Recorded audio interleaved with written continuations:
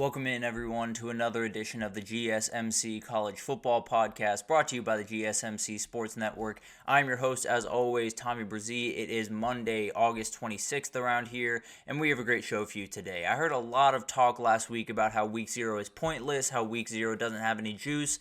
Well, it had a lot of juice, and we'll get into it in the first segment. We'll talk about Georgia Tech knocking off Florida State in Ireland, a crazy game that was all over the place, and definitely is something that we need to break down. And then we'll get into Florida State. We'll break down where do they go from here. Obviously, not a loss that they were planning on taking this year, and we'll see where they can kind of right the ship a little bit and get back into that playoff conversation, which is where they want to be.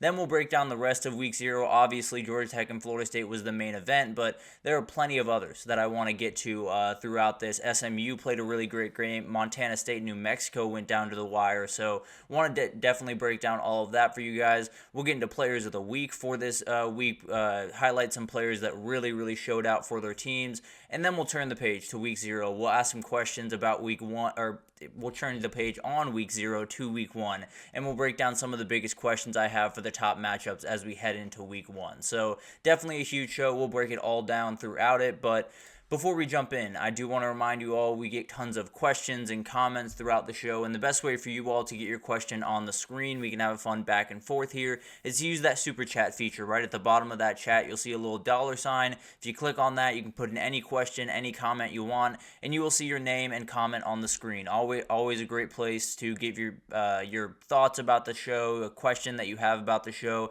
and definitely a great way for us to be a little bit more interactive. I definitely want this to be as interactive as it possibly can be around here, so definitely want to get you all involved, and that's a great way to do it. If you don't want to use the super chat feature, you're more than welcome to go over to gsmcpodcast.net, and you are definitely welcome to use that as well. But let's jump into the first segment, because we had a crazy one over in Ireland this past weekend. Georgia Tech absolutely shocked Florida State in Ireland this past weekend, 24-21 on a game-winning field goal from Aiden Burr. And this was a very weird game. It came out flying, with Florida State scoring a very quick touchdown. But let's get into this stuff, and let's break it down real quick. Just the flow of this game, because it was all over the place. For the first part of it, it was fast and furious. Florida State came out flying, and they scored a very quick touchdown. They scored almost within, I think, about 2.5 minutes of the game, and they ran the ball all over Georgia Tech. It was absolutely incredible to watch them just impose their will on that first drive.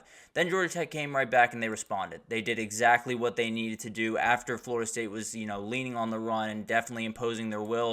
Georgia Tech did almost the exact same thing. Zach Pyron took it in for a touchdown to make this game 8-7, and that's when things kind of slowed down. You had a little bit of more defensive stops, and you had a couple of huge ones, including Amari Harvey with a huge third down stop to force a long field goal.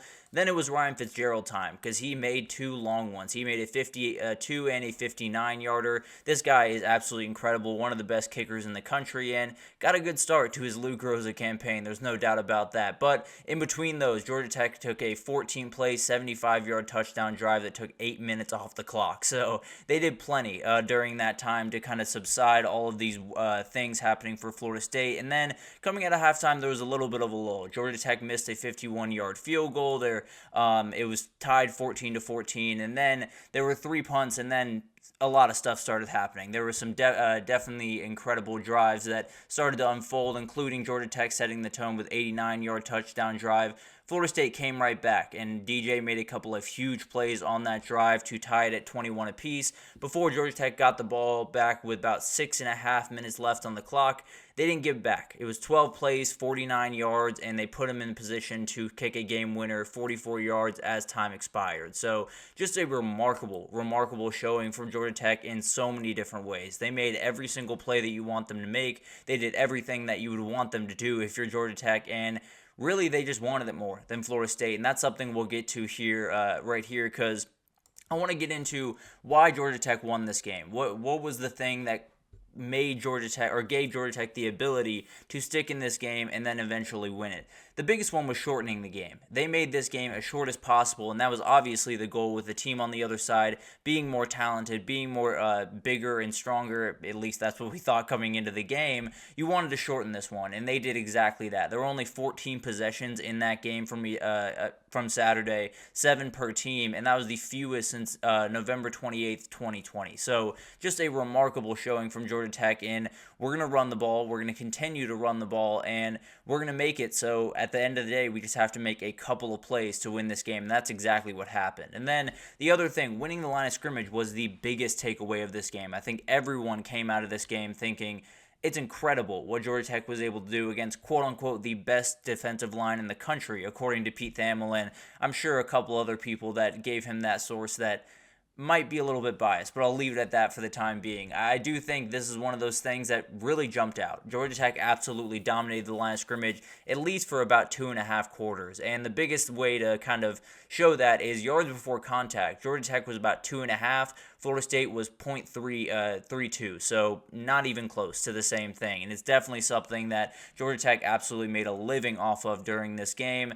And it was remarkable to watch. They imposed their will from start to finish and did just incredible work on that offensive line. That offensive line for Georgia Tech is one of the strengths of their team, and it really showed. But that defensive line played a lot better than I was expecting them to play. So very, very impressive. And then finally, one of the bigger things that stood out to me was just the play calling from both sides of the ball on Georgia Tech was just incredible. Tyler Santucci on the defensive side of the ball did an incredible job, having simulated blitzes, real blitzes, bringing a corner off the edge, bringing a safety down, bringing a linebacker, whatever he did. DJ had no earthly idea what was going on. He had no idea what was coming next, and he really, really struggled to figure out how he was going to digest this defense. And Tyler Santucci was a huge reason for that. It was not easy to figure out what Georgia Tech was going to do on a defensive play call from down to down, and it showed during this game. And then on the other side, Buster Faulkner went to work. It was absolutely incredible what he was able to do during this game, because Haynes King wasn't perfect by any means. Throughout that first quarter, it was pretty ugly football. And then he made the winning plays down the stretch, but a lot of it was Buster Faulkner setting up plays perfectly, setting up that run play where Jamal Haynes wasn't touched for about 3 or 4 yards down the field, or keeping him off balance by calling an RPO or calling a pass when they're really getting comfortable and starting to stack the box. It was incredible what Buster Faulkner was able to do and keep this defense off pace, and that's exactly what we talked about going into this one. That was the way that Georgia Tech was going to be able to win, and they really did that. And then moving on to why Florida State lost this one. The biggest one is DJ is DJ. I'm not going to, tear down DJ. He did not play well. I'm not going to act like he played great by any means, but at the end of the day, he was exactly who he'd been his entire career. He was 5 for 9 beyond 10 passes beyond 10 yards. He was 0 for 3 beyond 20. That's who he is. He's never been anything different, and the idea that he was going to walk into Florida State and become this totally different player always sounded a little far-fetched to me. Now, he's still plenty capable, and there's still so many things that they can do to fix this going forward and definitely find themselves in a better place at the end of the season, and we'll get to that in the second segment, but this guy was exactly who he was, who he has been for the last little bit. He missed the deep balls. He hit everything that was, within 5 yards. In fact, he had negative air yards at halftime, which was a big tweet going around. So it was one of those games that he played the football that he's played every other game throughout his career, and it was what a lot of us expected as we head into this season for Florida State. So overall, there was a lot of things that DJ could have done better. There was a lot of things that he absolutely needed to do better for them to win this game. But also, he was DJ. He was exactly who he has been his whole career. So I'm having a hard time sitting here and putting all of the blame on him, because if you're Mike Norvell and if you're Alex Atkins and if you're all those guys, you know this, or at least you should know this, that this is the player that you have in front of you. And then defensive play calling, I thought was a little bit all over the place. Georgia Tech was able to dominate the line of scrimmage and do all of those things so efficiently because Florida State didn't really have a counter. It wasn't like they started stacking the box because they knew a run was coming. It wasn't like they were playing really good press coverage because they were getting the ball out on the, or Georgia Tech was getting the ball out on the edge to Malik Rutherford and Eric Singleton and all of those special players on the outside.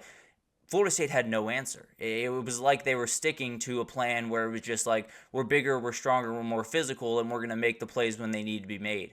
They didn't, and they had to send reinforcements at some point, and Adam Fuller just didn't for whatever reason. So whether it was the coverage scheme, where they were playing a lot of off coverage on these receivers that if you get the ball in their hands, they're pretty special with the ball in their hands, so that's the last thing you want to do, or not stacking the box nearly enough against a team that was going to run the ball. They showed you that time and time again, and they did not adapt to that one bit. But the biggest reason that Florida State lost this game, without a question to me, is the motivation or the intent of this game. Because from the not even from the second this game started, from right after that first drive ended for Florida State, there was one team that wanted it more, and it was without question, it was Georgia Tech. And I don't know what was happening going into this game for Florida State. I don't know if it was, they're Georgia Tech, we're just going to roll over them and get a win. I don't know if it was they're harping incredibly on last year, which I don't think was going to work at all. I don't know what the messaging was, but it didn't work, plain and simple. Mike Norvell, Adam Fuller, Alex Atkins, they all missed on the motivation, on the intent of this team going into this game, because they just got outworked for 4 quarters. It was absolutely incredible to watch a team that has national title hopes and wants to be in the playoff come out just so flat in their first game. So I was just, more than anything, just really not impressed with this coaching staff as you get ready for a game that hypothetically you should be able to win. Either they didn't take it seriously enough, or whatever motivation tactics they used were not good enough for this team to get it done, and it was glaringly obvious if you were watching on Saturday.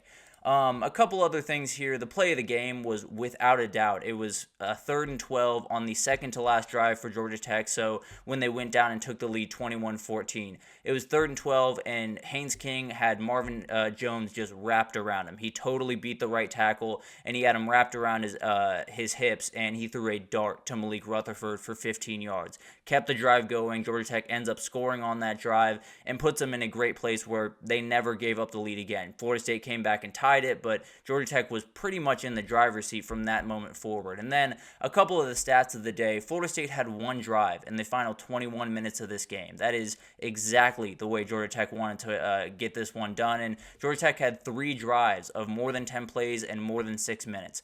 That's just absurd. It's absolutely executing a game plan down to the T for Georgia Tech, and for Florida State, it's the exact opposite. It's missing every single thing that you needed to do, and not necessarily putting your players in the winning positions that you needed to. So this was a crazy one. There's no two ways about that. Georgia Tech came out there, and they deserved to win that game, and they did. Now the question is, what does Florida State do from here? And we'll answer that in the next segment, because there are a number of things that they have to clean up, from the defensive line to the way DJ played to the play calling to the motivation of this team. There are a million things that need to be figured out, and we'll kind of unfold those in the next little bit. But did want to give a huge shout out to Georgia Tech and Brent Key in particular, because they're 5-0 against teams, ranked ACC teams, since he's taken over.